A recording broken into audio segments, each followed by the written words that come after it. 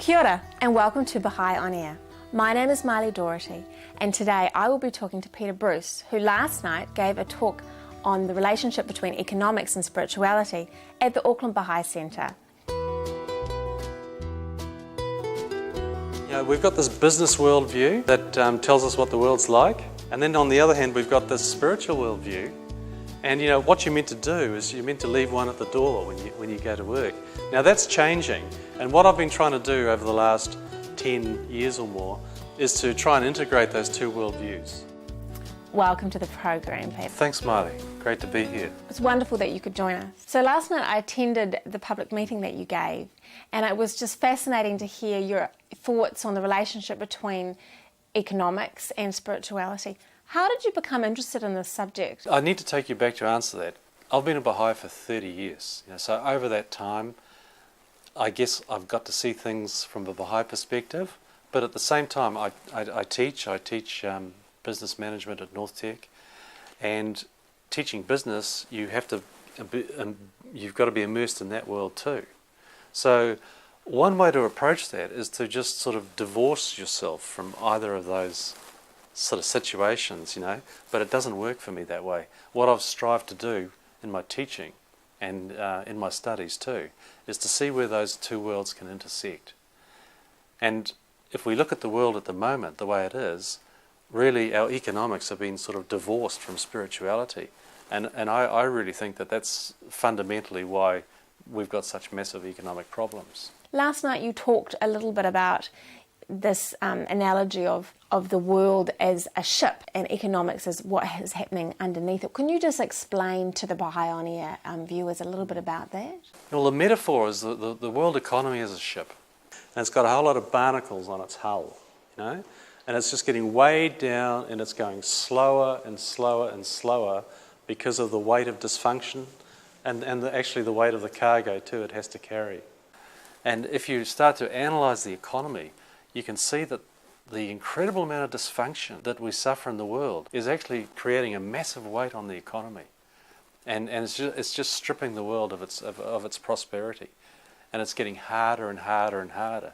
And of course, the ship is just going slower and slower. In the Baha'i Faith, this notion of happiness is really important, not just happiness in terms of how I feel, but fundamentally my spiritual happiness. Can you just explain a little bit about the relationship between happiness as you see it and economics and the way that we function in the world? Where I work, I've got this quotation from the Baha'i writings above my desk. It really is my charter, because in it states that the whole function, the whole objective of the institutions in the world and the laws is for human happiness. I tend to take things in the Baha'i writings fairly literally, so I've come to the conclusion that if an organisation isn't contributing to human happiness, we're probably better off without it. So that happiness is fundamental. In fact, in the Baha'i Faith, happiness is compulsory.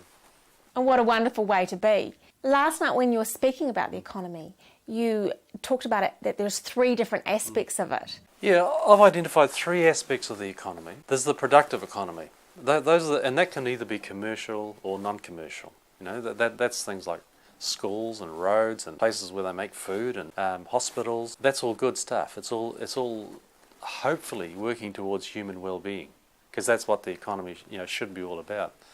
And you've got that's one sector of the economy if you imagine it as a pie graph. Then you've got another sector of the economy which is the destructive economy. Now we still indulge in wars. For example, the military expenditure back a few years ago, the total world military expenditure was about $1.1 trillion. It's a huge amount of money that's just wasted. Now, besides that, you've got to also consider the damage to human infrastructure all over the world, damage to physical infrastructure, and as well as damage to sort of social infrastructure. So we can't. It's very hard to actually to quantify what that is. But if you look closer, if you look in New Zealand, we've got a lot of crime. There's a cost to crime. There's a cost to incarcerating people. There are costs associated with greed, all sorts of costs, which I sort of categorise as a destructive economy. And then you've got a third sort of category, which is perhaps not so inherently bad, but it's the indulgent economy, which is where we're basically just spending money on stuff. we're encouraged to consume, but I would estimate that the productive economy is probably less than sort of half of what we actually have. Half of the wealth we create, we spend on productive things. The rest we sort of really blow, and we can't afford to do that. It's said that 2% of the world's population own half of the world's wealth.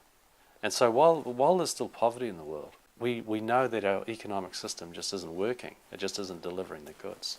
And so inherent to that is this notion that economic prosperity must be fueled by a sense of justice in terms of ownership, and which is a very spiritual principle. Yes. This notion that we really are all in this together. Yes, yes, and that's where Baha'u'llah's teachings are so powerful, because what Baha'u'llah is saying is that the world, the corrosion of ungodliness is eating away at the vitals of human society. So what we've done, and I think if you look at things in economic terms, we've got to the point as in human society where we sort of see ourselves as the grown-ups that sort of don't need that stuff anymore. We don't need religion anymore, and we've sort of tossed that out, and we've come up with our own economic sort of prescriptions for the world, and they're not working. As Baha'is, we believe that over time, over millennia, God has sent us messages. For the Hindu, it's Krishna. There's Moses, there's Muhammad, there's Zoroaster, Jesus Christ, and they've come to us to really teach us how to live. We got to the point where we felt that we were now grown-ups and we didn't need God anymore. So then a bunch of man-made ideologies came along. So what we've been subjected to is basically a godless ideology that hasn't worked. Some of the major disasters of the 20th century can be pinned back clearly to those man-made ideologies. They haven't worked. They haven't worked for the economy. They haven't worked for the planet. So the Baha'i Faith gives a prescription for living, and the economic realities are also covered off in this prescription. Can you describe to me your views on these Baha'i prescriptions? Yeah, I can. And I'd like to elaborate a little first on how precise they are. Because when, say, Moses came, he had to tell us some pretty basic things. And we take a long time to learn, us humans, But now Baha'u'llah's come, he's produced volumes of writings that give us very specific guidance. And in fact, they represent the full gamut, I think, from restating those eternal fundamental laws to putting forward some very clear tools that we can use for the economy.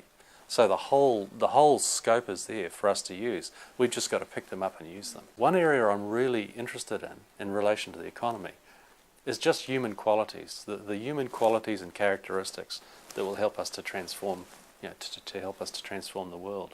Such as? 3 we could look at: happiness, trustworthiness, and unity. If we were just to focus on those 3 things, we would make huge differences to our economy. So trustworthiness. Yeah. This is a very foundational type virtue. Yes. How does it relate in a business and management and economic sense? Actually, Baha'u'llah, he says that trustworthiness is the greatest instrument for the prosperity of mankind. Now, he's not saying it's important, he's saying it's the greatest instrument. And actually, people are picking up on that now. For example, Stephen Covey Jr. wrote a book recently called The Speed of Trust. So he's saying that in a business environment, in a community where there's high trust, it's like a dividend because everything works faster, and it creates wealth.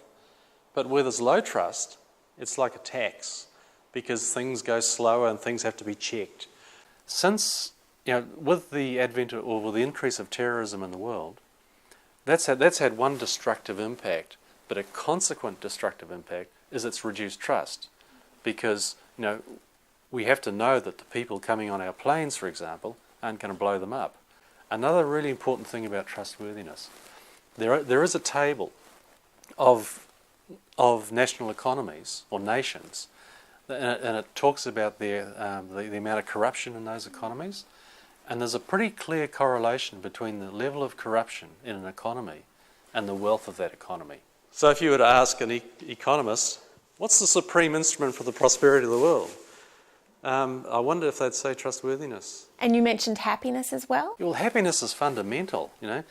I talked before about these prescriptions, these man-made economic prescriptions. One of the things that we've been encouraged to do, or the world has sort of presented for us, is for us to be consumers. And our ultimate happiness is to be found in consumption. And the interesting thing is that it's not actually, maybe sometimes it's not even about owning something. It's about actually, okay, I've got that, now what's the next thing? You know, so our happiness has been shaped up in the way we look and in what we buy. And we know that that's fundamentally not what contributes to human happiness. Human happiness is actually a quality of the soul. Joy is a quality of the soul. So our economy needs to be mindful of that. If we are focusing on, I guess, ephemeral happiness through just consuming things, then we're going to get the economy wrong. The third quality that you had mentioned was unity. Unity is fundamental to the Baha'i Faith. I mentioned before how all the manifestations of God, all those messengers of God, have brought a special message particular to that time. And Baha'u'llah, he has looked at the world's needs and he said that the most important need is unity. Now, we've only been able to manage sort of limited unity in the past. For example, Muhammad, the prophet of Islam, he moved it on further by encouraging the nation state. But Baha'u'llah has told us that actually the earth is one country and mankind its citizens, and that's where we need to be. That's where our economy needs to be. Very, very specifically, are there some aspects that the Baha'i Faith believes should be in place in terms of a world economy? Oh, definitely, yeah. Now, Baha'u'llah has given some quite specifics there. He's talked about the need for a universal currency. He's also talked about a universal language which facilitates commerce. He talks about free trade. So he's given some very specific tools to create this sort of global society that we're heading towards. And of course, the purpose of that global society is prosperity, not just for some, but for all. That's right. I mean, so for example, some of the things we've got to stop doing are fighting, having wars and things like that. That's just taking away from our global prosperity. If you've just joined us here on Baha'i On Air, today I'm speaking to Peter Bruce about the relationship between the economy and spirituality. So we've been talking a lot today on Baha'i On Air about the economy and its relationship to spirituality, particularly in a global sense. But bringing it back to New Zealand, so you are from Whangarei, Yes. and you've been down here in Auckland giving a public talk at the Auckland Baha'i Centre on the relationship between economics and spirituality.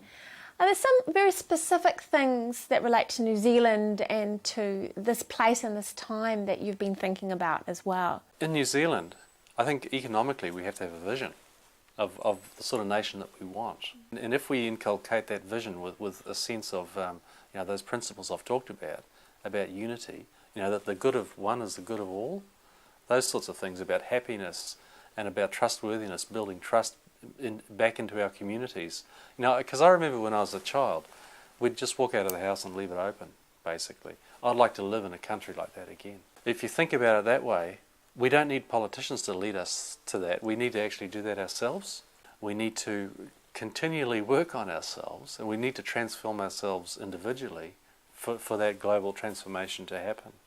So as well as being an educator, Peter, you're also an author, I understand. Yes, yeah. In 2000 I had a book published called Better Business for a Better World. That was an exploration of social responsibility. I was excited by the talk of it back in those days, and I started to look at the concepts of, for example, the stakeholder and the shareholder.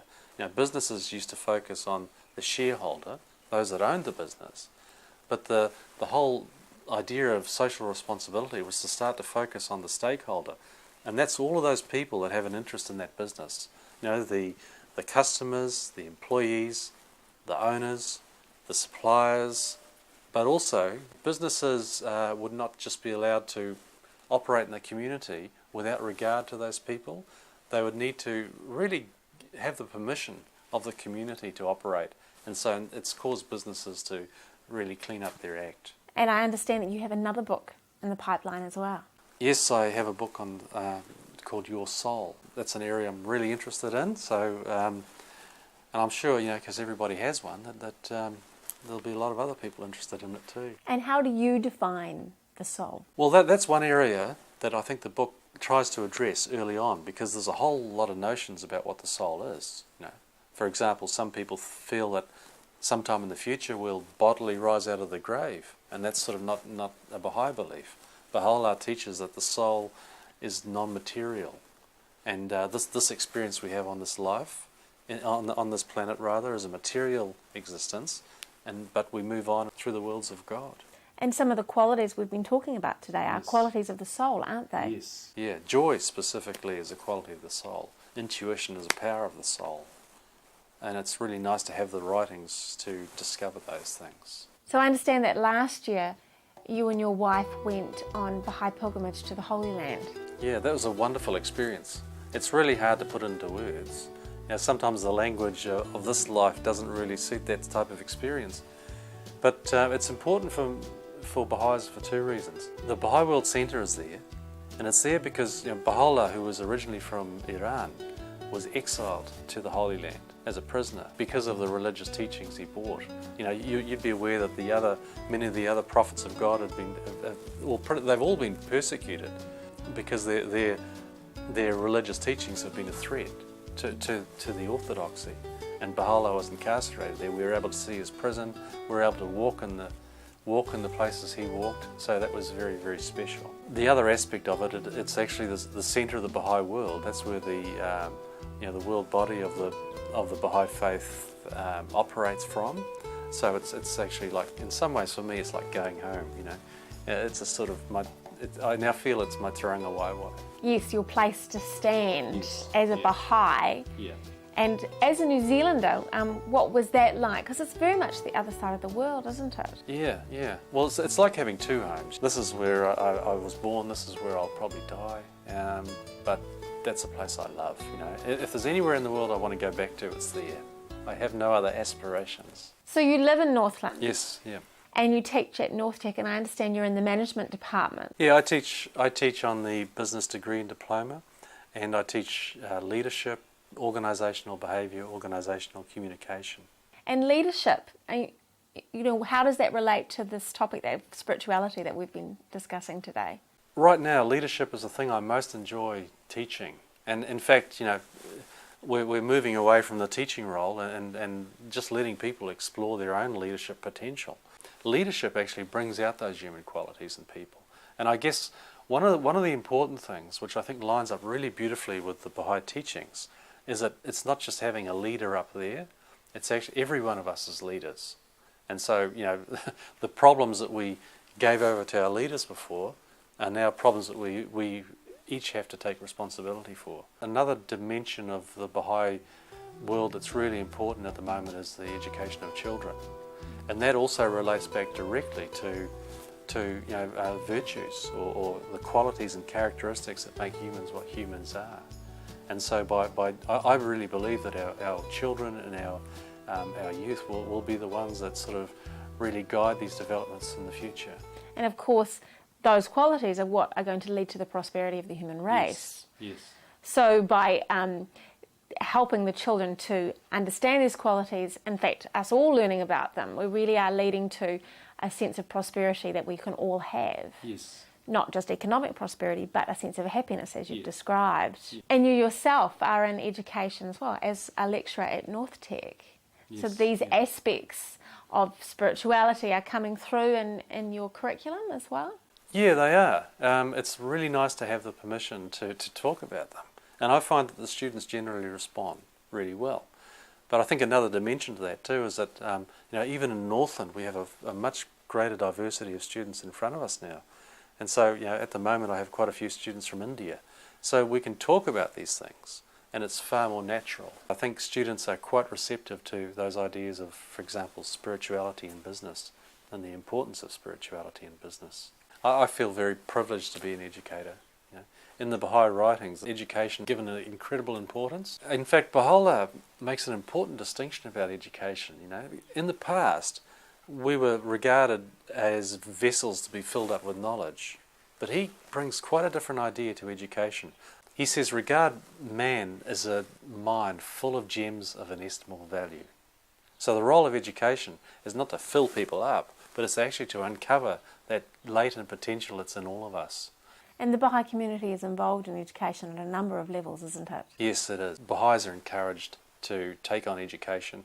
And one of the Baha'i teachings that attracted me was the fact that if you don't have enough money to educate all of your family, educate the girls, because it's the girls that are the educators of the next generation. So that in itself will transform the world. My understanding is the Baha'i Faith talks about there's two different kinds of education. There's material education and then there's spiritual education. Yeah. And we need both. We need both. Unfortunately, I think we've focused too much on material education. We need to learn how to live together. Spiritual education is about how we live together on this planet and how we connect with our Creator. As a member of the Baha'i community, you consider your role to be one of a world citizen. Yes, yeah. On an everyday basis, what does that look like for you? Well, it feels great to be a Kiwi, but I have a wider loyalty now. And I guess that brings us back to that teaching, The messengers of God, they taught to a very small portion of the planet. Baha'u'llah's message is for everybody. And, as I said before, the earth is one country and mankind its citizens, so I'm a world citizen. So how did you come to be a Baha'i? Over 30 years ago now, I was looking for a new career. I was looking for a career in horticulture. So I travelled north and I ended up working for a Baha'i. When I sat in his shed, on the wall we'd see the principles of the faith, and they were so sensible. They were unspectacular, and I didn't really give them much notice at first, but after a while they really work on your soul. The teachings of the faith are pretty well, for me, undeniable. And some of those teachings that really struck you? There are a whole bunch of principles about how we should run this planet. Those are the ones that are really, really important. The faith's got two huge dimensions, if you like. The one is that whole social dimension of how we get together, how we live on this planet, but the other one is that connection with our Creator. And I think when I was raised as a child, I remember having a pretty confused but probably typical view of the world, and I knew that maybe when we die, we might go to either heaven or hell. And it seemed quite unfair to me when I was growing up. I thought of the drafting gates, where you put the sheep through. One sheep goes, you're off to heaven, you're off to hell. It just didn't seem right. So when I encountered the Baha'i teaching, it made far, far more sense. It presented the idea that heaven is actually nearness to God and hell is remoteness from God. What I love about it is it actually presents our relationship with our Creator as a love story, really. What kind of Baha'i activities are happening in your community at the moment? Yeah, there's lots happening in our community, and it's getting, I guess, more and more diverse, most of what we do in our community is guided by the Baha'i writing. I learned a long time ago that you can learn stuff from other people, but the Baha'i writings have a special power and dynamism that I just haven't found personally anywhere else.